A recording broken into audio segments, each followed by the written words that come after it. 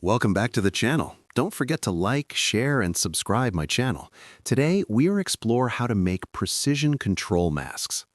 Begin by creating a basic selection of your subject or area, then enter mask overlay mode to refine it with full accuracy using a small, low-opacity brush. Work slowly along edges and transitions, especially in areas where light, shadow, or texture changes abruptly.